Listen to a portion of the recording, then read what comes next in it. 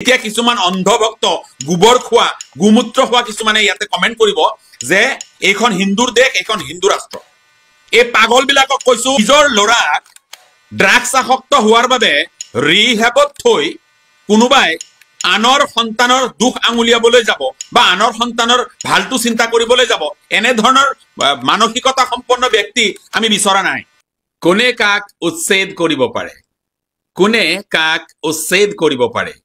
জন্মিছে যেতিয়া এই পৃথিৱী আপোনাৰ এটি জন্তু অৰণ্যত যেতিয়া জন্মে কোনে তাক উচ্ছেদ কৰিব পাৰে অৰণ্যৰ পৰা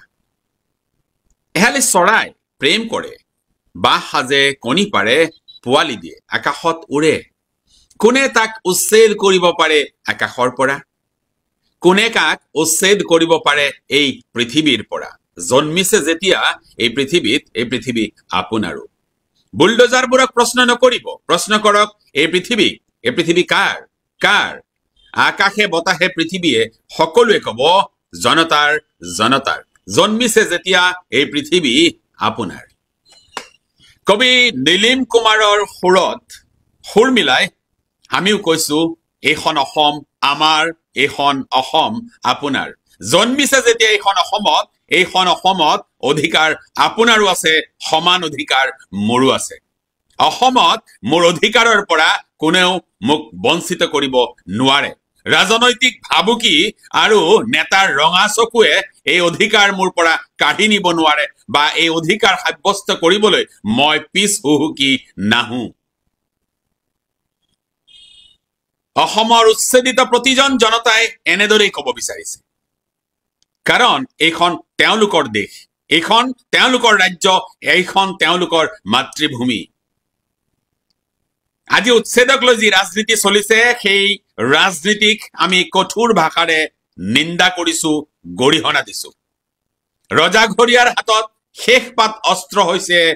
এই উচ্ছেদ কাৰণ ৰজাঘৰীয়াই যিসমূহ প্ৰতিশ্ৰুতি দি শাসনলৈ আহিছিল সেই প্ৰতিশ্ৰুতিসমূহ পূৰণ কৰাত সম্পূৰ্ণৰূপে ৰজাঘৰীয়া ব্যৰ্থ হৈছে এতিয়া তেওঁলোকৰ শেষ আশ্ৰয় হৈছে এই এটা উন্মাদনা সৃষ্টি কৰি এটা জাতীয় অভিমান সৃষ্টি কৰি এটা আবেগ সৃষ্টি কৰি 2026ৰ নিৰ্বাচনী বৈতৰণিটো পাৰ হ'ব লাগে অসমৰ আকাশে বতাহে এতিয়া কেৱল এটাই শব্দ উচ্চাৰিত হৈছে সেয়া হৈছে উচ্ছেদ উচ্ছেদ আৰু উচ্ছেদ কোনোবাই কৈছে যে তেওঁৰ গাত হেনো লাচিতৰ তেজ বৈছে আৰু সেই তেজৰ গৰমত তেওঁ কৈছে যে তেওঁৰ গাত শেষ বিন্দু তেজ থকালৈ তেওঁ এই অবৈধ বাংলাদেশীৰ বিৰুদ্ধে যুঁজখন চলাই যাব ভাল কথা অবৈধ বাংলাদেশীৰ বিৰুদ্ধে যুঁজখন চলাই যাওঁতে আপুনি যদি এই বৈধ ভাৰতীয় নাগৰিকসকলক হাৰাশাস্তি কৰে তাৰ প্ৰত্যুত্তৰত আপোনাক কি ক'ব লাগে আজি অসমীয়াই পাহৰি যাব লাগে যে ৭,০০০ অসমীয়া মাধ্যমৰ বিদ্যালয় বন্ধ কৰি দিয়া হৈছে আজি অসমীয়াই পাহৰি যাব লাগে যে মূল্য বৃদ্ধি হৈছে আজি অসমীয়াই অচ্ছে দিনৰ যি শ্লোগান সেয়া পাহৰি যাব লাগে আজি অসমীয়াই লোক সেৱা আয়োগৰ পৰীক্ষাত অসমীয়া ভাষাৰ নিযুক্তিৰ ক্ষেত্ৰত বহিৰাগত প্ৰাৰ্থীক প্ৰাধান্য দিবৰ বাবে অসমীয়া ভাষাৰ যি বাধ্যতামূলক কাকত আছিল সেই কাকতখন আঁতৰাই দিয়াৰ কথা অসমীয়াই পাহৰি যাব লাগে অসমীয়াই পাহৰি যাব লাগে যে লাখ লাখ নিবনুৱাই তেওঁলোকৰ এটা সংস্থাপন বিচাৰি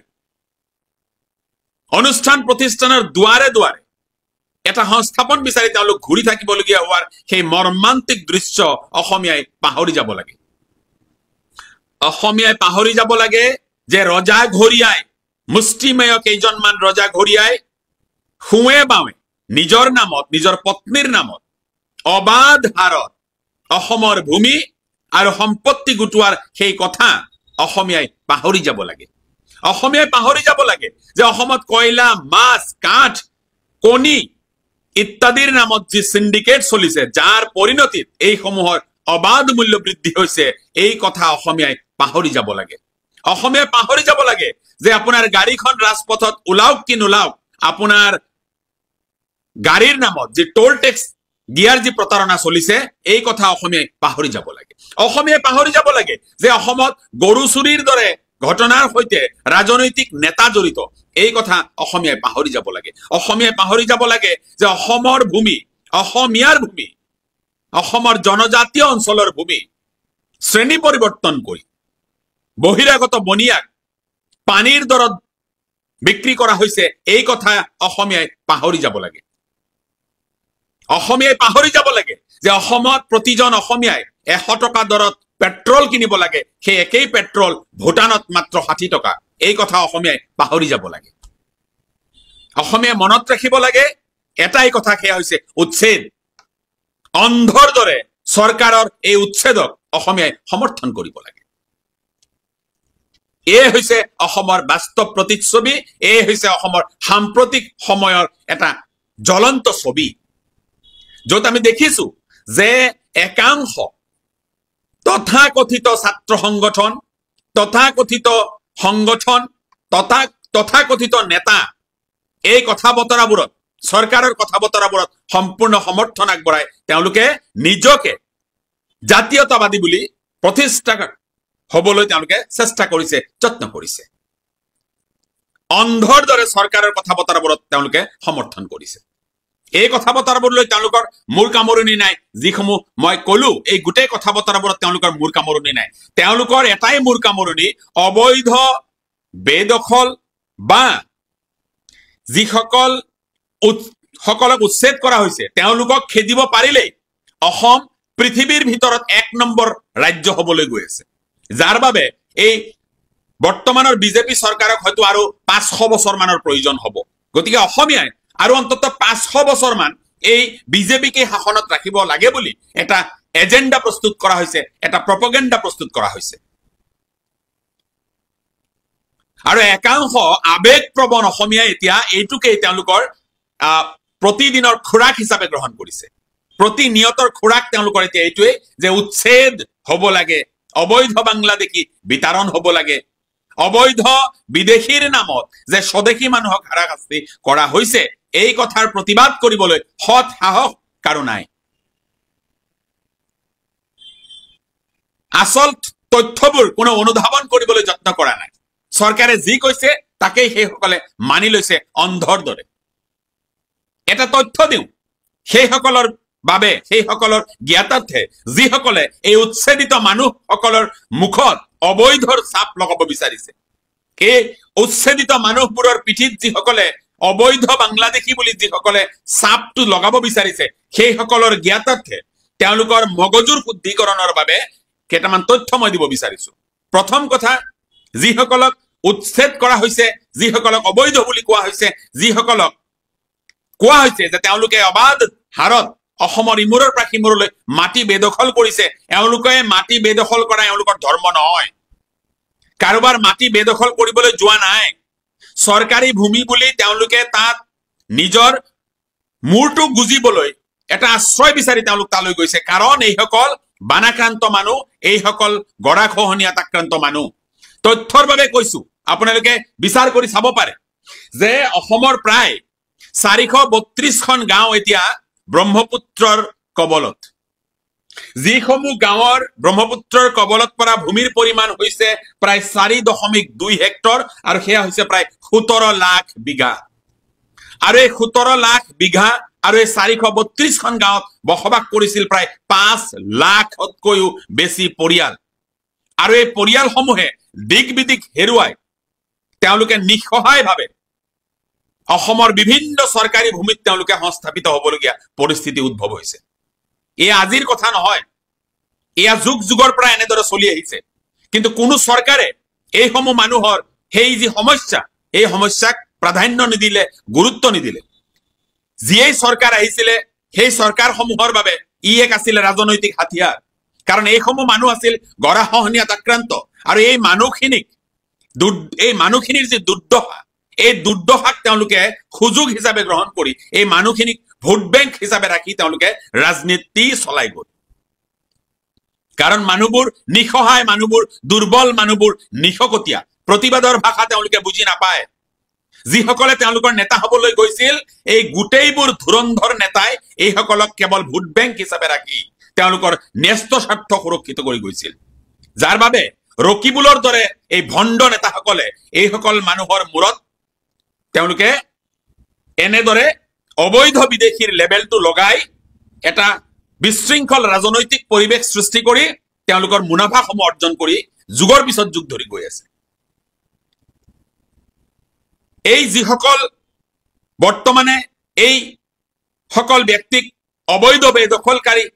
বা অবৈধ বাংলাদেশী বুলি লেবেল লগাব বিচাৰিছে সেইসকলৰ জ্ঞাতাৰ্থে মই এই তথ্যটো দিছো আপোনালোকে এই তথ্য কমপ্লাই কৰি চাব পাৰে গভৰ্ণমেণ্ট ৰেকৰ্ডৰ সৈতে যে সঁচাকৈ এই তথ্যবোৰ সঁচানে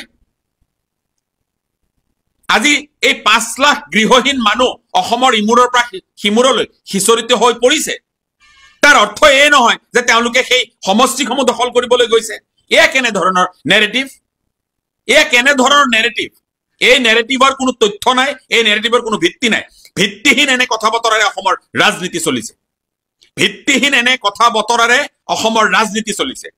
আৰু এনে ভিত্তিহীন কথা বতৰাৰ বাবেই অসমৰ মানুহৰ মন মগজু ঘৃণাৰে উপচাই পেলোৱা হৈছে যাৰ পৰিণতি হিচাপে আমি দেখিছো যে উচ্ছেদিত মানুহবোৰৰ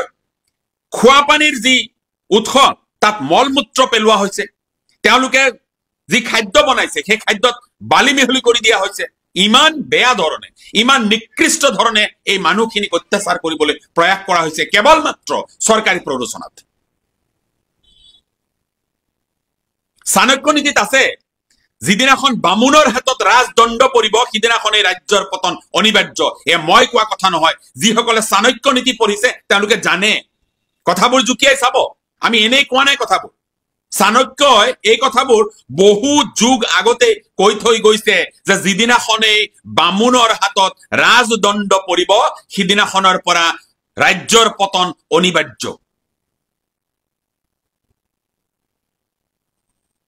আজি বহুতে কৈছে যে অসমত বা ভাৰতবৰ্ষত এই ডেমোগ্ৰাফিক এটা চেঞ্জ আহিছে ডেমোগ্ৰাফিটো চেঞ্জ হৈছে পপুলেশ্যন ডেমোগ্ৰাফি যেটো এটো চেঞ্জ হৈছে কিয় কাৰণ মুছলমানৰ জনসংখ্যা বৃদ্ধি হৈছে মই তেওঁলোকৰ চকু দুটা অকনমান ডাঙৰকে মেলি এটা তথ্য তেওঁলোকক পঢ়িবলৈ অনুৰোধ জনাইছো বা চাবলৈ অনুৰোধ জনাইছো যে আপোনালোকে জানেনে যে স্বাধীনতাৰ সময়ত অসমৰ মুঠ জনসংখ্যা আছিল 40 ভাৰতবৰ্ষৰ মুঠ জনসংখ্যা আছিল 40 কোটি স্বাধীনতাৰ সময়ত ভাৰতবৰ্ষৰ মুঠ জনসংখ্যা আছিল 40 কোটি তাৰে 28 কোটি আছিল হিন্দু আৰু 12 কোটি মানুহ আছিল মুছলমান আৰু আজি 132 কোটি ভাৰতৰ জনসংখ্যা তাৰে মাত্ৰ 28 কোটি মুছলমান আৰু 90 কোটি হিন্দু এতিয়া ইয়াত আপোনালোকে এই তথ্যটোৰ পৰা আপোনালোকে কি নেৰেটিভ সৃষ্টি কৰিব এই তথ্যটোৰ পৰা আপোনালোকে কি নেৰেটিভ সৃষ্টি কৰিব যে 12 কোটি মুছলমান স্বাধীনতাৰ সময়ত আছিল সেই সংখ্যা হৈছে 28 কোটি আৰু 28 কোটি হিন্দু আছিল স্বাধীনতাৰ সময়ত সেয়া হৈছে গৈ 90 কোটি ইয়াকলৈতো মুছলমানে কোনোদিন মূৰ্খামৰণি হোৱা নাই মুছলমানে তো ইয়াৰ এই কথাৰ কোনো প্ৰতিবাদ কৰা নাই এই কথা আমি কবলৈ গলে এতিয়া কিছুমান অন্ধভক্ত গোবৰ খোৱা গুমূত্ৰ খোৱা কিছুমানে ইয়াতে কমেন্ট কৰিব যে এইখন হিন্দুৰ দেশ এইখন হিন্দু ৰাষ্ট্ৰ এই পাগল বিলাকক কৈছো ভাৰতবৰ্ষ ধৰ্মনিৰপেক্ষ ৰাষ্ট্ৰ আছিল আছে আৰু যুগৰ পিছত যুগ ধৰি ভাৰতবৰ্ষই নিজৰ ধৰ্ম নিৰপেক্ষতাক অক্ষুণ্ণ ৰাখিব গুমূত্ৰ সেৱনকাৰী সকলৰ কথা মতে ভাৰতবৰ্ষৰ ধৰ্ম নিৰপেক্ষতাৰ চৰিত্ৰ কেতিয়াও হনন নহয় আপোনালোকৰ কিছুমান মুখ্যমন্ত্ৰীয়েতো ভাৰতবৰ্ষৰ ধৰ্ম নিৰপেক্ষতাৰ চৰিত্ৰক নামানে তেওঁলোকৰ কৰ্মকাণ্ডৰ জৰিয়তে সেই সময় তেওঁলোকে প্ৰদৰ্শন কৰে তেওঁলোকে অসমৰ ভৱিষ্যত প্ৰজন্ম ভৱিষ্যত উঠি অহা প্ৰজন্মৰ সুখ দুখৰ কথা চিন্তা কৰে মই কৈছো এটা ইন্টাৰেষ্টিং কথা কওঁ শুনক নিজৰ লৰাক ড্ৰাগছ আসক্ত হোৱাৰ বাবে ৰিহেবত থৈ কোনোবাই আনৰ সন্তানৰ দুখ আঙুলিয়াবলৈ যাব বা আনৰ সন্তানৰ ভালটো চিন্তা কৰিবলৈ যাব এনে ধৰণৰ মানসিকতা সম্পন্ন ব্যক্তি আমি বিচৰা নাই